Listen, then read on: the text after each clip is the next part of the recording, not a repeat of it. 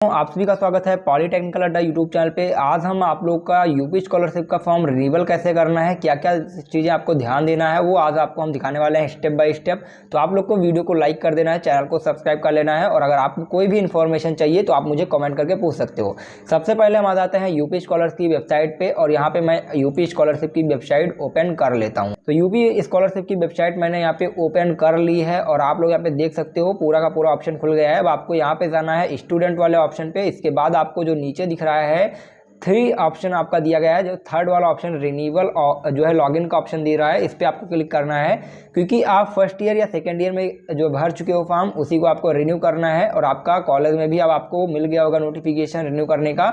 अब आप लोग यहाँ पे जो तीसरा नंबर आएगा, क्योंकि आप post matric other than inter पे आप क्लिक करोगे क्योंकि आप पॉलीटेक्निक का भरने जा रहे हो, फॉर्म रिन्यू करने जा रहे हो, तो आपको इस पर क्लिक कर देना है। तो जैसे ही हम इस पर क्लिक करते हैं फ्रेंड्स, तो आपके सामने एक नया टैब ओपन होके आ जाएगा यूपी स्कॉलरशिप का। अब यहाँ पे सबसे पहले आपका आवेदन का प्रकार दिया गया है, तो यहाँ पे आपका रिन्यू हो रहा है तो रिन्यूअल का ऑप्शन दिखाई दे रहा है। इसके बाद आपका पाठ्यक्रम का प्रकार दे रहा है, मतलब आप लोग क्या कर रहे हो, तो post matric other than inter आपका है, तो यहाँ पे हो गया, ये अपने आप ही रहता है। तो फिर हम यहाँ पे रजिस्ट्रेशन नंबर फिल कर देते हैं।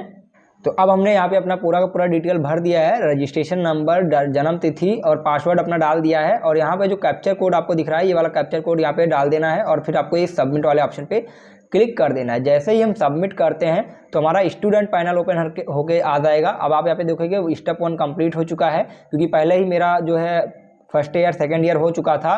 तो अब यहाँ पे रजिस्ट्रेशन का भी देखिए यहाँ पे क्लिक आ रहा है और फोटो अपलोड का भी ऑप्शन आ रहा है। अब आपको क्या करना है, आपको रिन्यू करना है, तो इसलिए आपको यहाँ पे जो सेकंड ऑप्शन दिख रहा है नवीनीकरण आवेदन पत्र को संशोधित करें, इसी पे सिंपली आपको क्लिक कर देना है। बहुत ही शॉर्ट में आपको यहाँ पे कंप्लीट हो जाएगा आपका रजिस्ट्रेशन। तो अब आपको यहाँ पे देखेंगे फ्रेंड्स, आपका जो है रजिस्ट्रेशन, शैक्षणिक और शुल्क संबंधित और गत वर्ष, इतना ऑप्शन आपको दिखाई देगा।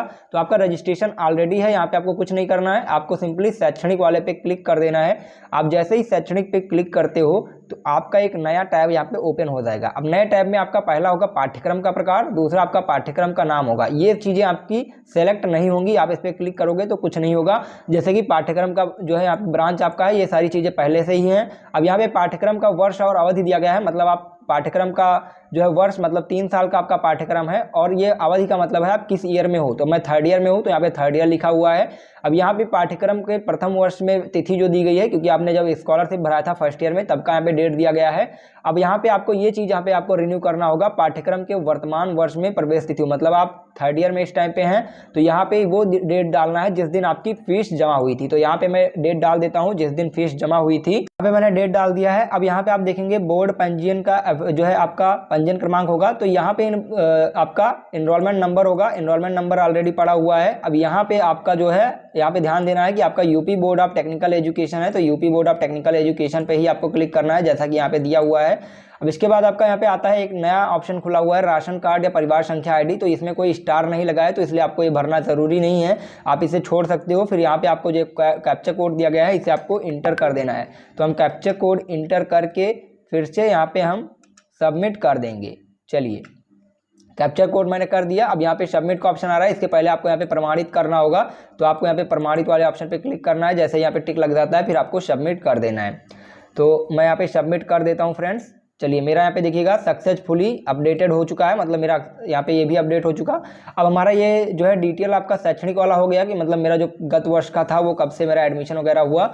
अब यहाँ पे आता है शुल्क संबंधित, मतलब आपकी जो फीस जमा हुई है, कितनी फीस आपकी जमा हुई है वो हमें यहाँ पे देखना है। तो हम यहाँ पे फीस वाला देख लेते हैं फ्रेंड्स कि कितना फीस जमा हुआ। तो हमारा यहाँ पे थर्ड ईयर का 11,020 रुपये जमा होता है, तो थर्ड ईयर का 11,020 रुपये इस पर क्लिक कर दिया। यहाँ पे कुछ नहीं करना है, बस आपको ये वाला जो कैप्चर कोड दिया गया है इसी को आपको सबमिट कर देना है। तो हम कैप्चर कोड सबमिट कर देते हैं। चलिए कैप्चर कोड सबमिट करने के बाद आपको यहाँ पे प्रमाणित करना है और फिर से यहाँ पे अपडेट पे क्लिक कर देना है, जिससे आपका कैप्चर कोड भी अपडेट हो जाएगा। तो कैप्चर कोड अपडेट हो जाता है। फिर हम यहाँ पे देखते हैं क्या ऑप्शन आता है। चलिए कैप्चर कोड भी यहाँ पे अपडेट हो चुका है। अब हम गत वर्ष का परीक्षा फल जो है हमारा, कि मतलब हम पिछली वर्ष सेकेंड ईयर अगर हमने फाइनल ईयर का भर रहे हैं हम फाइनल ईयर का अगर हम रिन्यू कर रहे हैं तो हम पिछली ईयर में कितना नंबर पाए थे, क्या चीज़ें हैं, वो हमें यहाँ पे भरना है। तो गत वर्ष का परीक्षा फल पास हो गए, ठीक है। अगर आप पास हैं तो पास पे क्लिक करेंगे। अगर आपका प्रमोशन हुआ है, मतलब आप लोग ग्रेस मार्क्स से प्रमोट हुए हैं, तो प्रमोट करेंगे। और अगर आपका रिजल्ट अभी तक क्लियर नहीं है तो आप लोग यहाँ पे रिजल्ट नॉट येट क्लियर कर सकते हो, ठीक है। तो मैं पास पे क्लिक कर देता हूँ। फिर यहाँ पे सेमेस्टर प्रणाली ही आपको रखना है, गत वर्ष प्रणाली, और ये जो अंक प्रणाली होगी ये आपको वार्षिक प्रणाली रखनी है। इसके बाद आपका यहाँ पे संस्था द्वारा कोड का ऑप्शन नहीं आएगा। आपको जो प्राप्तांक हुआ, मतलब आपको जितना मार्क्स मिला था, जो है अगर आप थर्ड ईयर में हो तो सेकंड ईयर में जितना मार्क्स मिला था तो उसका आपको भर देना है, जितना भी आपको मार्क्स मिला था। तो यहाँ पे हम भर देते हैं।